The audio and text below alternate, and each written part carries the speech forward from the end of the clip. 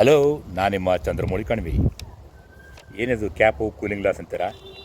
ದುಬೈಯಲ್ಲಿ ಬಹಳ ಬಿಸಿಲಿದೆ. ಇಂದು match of the Champions Trophy Bharat versus Pakistan ಎರಡೂ ಟೀಮ್ಗೆ ಇದು ಪ್ರತಿಷ್ಠೆ ಹಾಗೂ do or die match. Danger man opening batsman Fakhar Zaman ಅವರು ಇಂಜೂರ್ಡ್ ಆಗಿದ್ದಾರೆ. ಬದಲಾಗಿ ಬಂದಂಥ player opening batsman Imamul Haq ಅವರು ಬಾಬರ್ ಅಜಾಮ್ ಜೊತೆಗೆ ಪಾಕಿಸ್ತಾನ ಇನ್ನಿಂಗ್ಸ್ ಓಪನ್ ಮಾಡಿದರೆ ಇದು ನಮಗೆ ಒಳ್ಳೆಯದು. ಪಿಂಚ್ ಹಿಟ್ಟರ್ ಆಗಿ ನಂಬರ್ 3 ಸ್ಥಾನಕ್ಕೆ ಶಾಹಿನ್ ಶಾ ಅಫ್ರಿದಿ ಬಂದರೆ ಆಶ್ಚರ್ಯವೇನಿಲ್ಲ.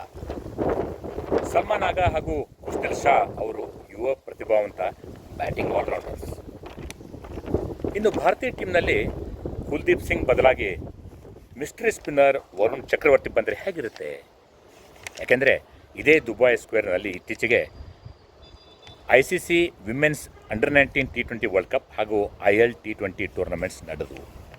ಈ ಟಯರ್ಡ್, ಸ್ಲೋ, ಬಾಲ್ಡ್ ಪಿಚ್ಗಳ ಮೇಲೆ ಒಬ್ಬ ಮಿಸ್ಟ್ರಿ ಸ್ಪಿನ್ನರ್ ಇದ್ದರೆ ಇಫೆಕ್ಟಿವ್ ಆಗಿರುತ್ತೆ. ಇನ್ನು ಬಾಂಗ್ಲಾದೇಶ ಮೇಲೆ ನಮ್ಮ ನಾಯಕ ರೋಹಿತ್ ಶರ್ಮಾ ಅವರು ಹ್ಯಾಟ್ರಿಕ್ ಬಾಲ್ನಲ್ಲಿ ಕ್ಯಾಚ್ ಬಿಟ್ಟಿದ್ದು ಬ್ಲೆಸ್ಸಿಂಗ್ ಇನ್ ಡಿಸ್ಗೈಸ್ ಆಯಿತು. ಯಾಕಂತಂದರೆ ಮಿಕ್ಕ ಬ್ಯಾಟರ್ಸ್ಗೆ ದುಬೈ ಸ್ಕ್ವೇರ್ ಬಗ್ಗೆ ಸ್ವಲ್ಪ ಮಟ್ಟಿಗೆ ಅರಿವಾಯಿತು. ಶುಭ್ಮನ್ ಗಿಲ್ ಅವರ ಏಕಾಗ್ರತೆ ನೋಡಿ ರೋಹಿತ್ ಶರ್ಮಾ ಹಾಗೂ ವಿರಾಟ್ ಕೊಹ್ಲಿ ಅವರು ಕಲಿಬೇಕು. ನೆನ್ನೆ ಪ್ರಾಕ್ಟೀಸ್ನಲ್ಲಿ ವಿರಾಟ್ ಕೊಹ್ಲಿ ಅವರು ಸ್ಪಿನ್ನರ್ಸ್ಗಳಿಗೆ ಗಂಟೆಗಟ್ಟಲೆ ಆಡಿದರು. ಫಲ ಸಿಗುತ್ತಾ? ಸಿಗಲೇಬೇಕು.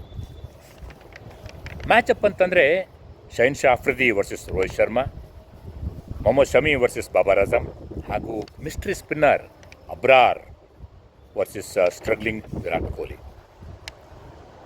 ಈ ಮ್ಯಾಚ್ ಪಾಕಿಸ್ತಾನ್ ಏನಾದರೂ ಸೋತ್ರೆ ಮದುವೆ ಮನೆಯಿಂದ ವರನೇ ಬಿಟ್ಟು ಓಡಿ ಹೋದಂತಾಗುತ್ತದೆ.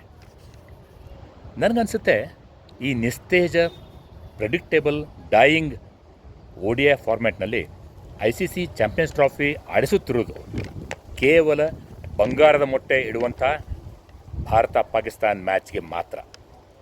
ನಿಮಗೇನಿಸುತ್ತೆ?